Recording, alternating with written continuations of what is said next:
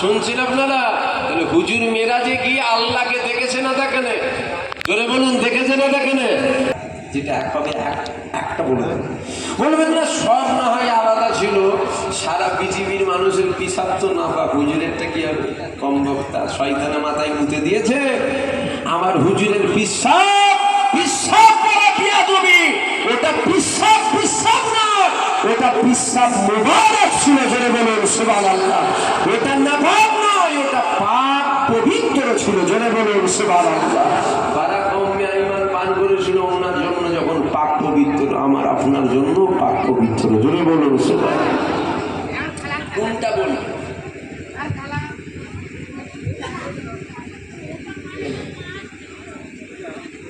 পবিত্র ছিল। যদি বলবেন না সুবহানাল্লাহ। তাহলে হুজুর পাক অবশ্যই মানুষ ছিলেন, আমাদের মতন হচ্ছে না, আলাদা হচ্ছে। যদি বলুন আগে শয়তান থেকে চিনা যেত, এখন আর চিনা যায় না।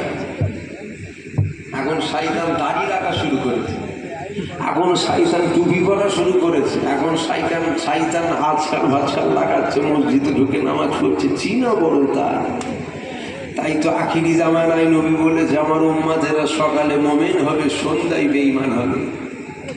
আল্লাহ নবী এমনি বললেন আমার উম্মাদেরা সন্ধ্যায় মুমিন হবে, সকালে বেঈমান হবে, এমনি বলেছেন।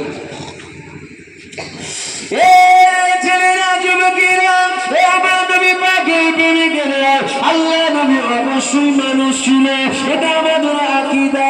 কিন্তু নবী পাক আমার আপনার মতো মানুষ ছিল না, আমার আপনার মতো মানুষ ছিল না। আমার নবী পাকের তুলনা আমার আপনার সাথে কখনো হতে পারে না। এই যুবকেরা, আপনারা, তরুণীরা, আমার নবী পাক অবশ্যই মানুষ ছিল, কিন্তু আমার আপনার মতো মানুষ ছিল না। আমার নবী পাক অবশ্যই মানুষ ছিল, আমার আপনার মতো মানুষ ছিল না। নবীর হাত অবশ্যই ছিল, আমার আপনার হাত রয়েছে ঠিকই কথা, কিন্তু আমাদের হাত আর নবীর হাত কখনো এক নয়, তা আলাদা ছিল। এই যুবকেরা, আবু জেহেল আমার নবীর কাছে হাতের ভিতরে পাথর নিয়ে এসে বলেছিল মুহাম্মদ বলতে আমার মোটর ভিতরে কি আছে? আল্লাহ নবী বলেছিল আমি কেন বলবো, যেটা আছে ওই যদি বলে দেয়। এ যুবকেরা, তরুণীরা, এ আমার নবী পাকের প্রেমিকেরা, আমার নবী পাককে আল্লাহ বলতে হাবিব আপনি বলে দেন, হাবিব আপনি বলে দেন আমি তোমাদের মতন মানুষ। এখানে কি হবে? আমি তো বলছি নবী পাক মানুষ ছিল, আমার আপনার মতো মানুষ ছিল না। কেন আমার আপনার মতো মানুষ ছিল না? আমার নবী পাকের কাছে আবু জেহেল এসে বলেছিল আমার মোটর ভেতরে কি আছে বলো। আল্লাহ নবী বলল আমি কেন বলবো, যেটা আছে ওই যদি বলে দেয়। এ যুবকেরা, আপনারা, তরুণেরা, পাথরের জবান হয়ে গেল। আবু জেহেল টান মেরে ফেলে দিল। আবু জেহেল ফেলে দিয়ে বলেছিল মুহাম্মদ বড় জাদুঘর, মুহাম্মদ জাদু করেছে। এ যুবকেরা, আমার নবী পাকের প্রেমিকেরা, আমার বাপেরা, মায়েরা, বোনেরা, আবু জেহেলের ক্যাটাগরির লোক যারা, আবু জেহেল, আবু দুবা, সাইবা, এরা তো বলবে হ্যাঁ এটা তো জাদু। কেননা পাথর কখনো কথা বলে না, পাথর কখনো কথা বলে না।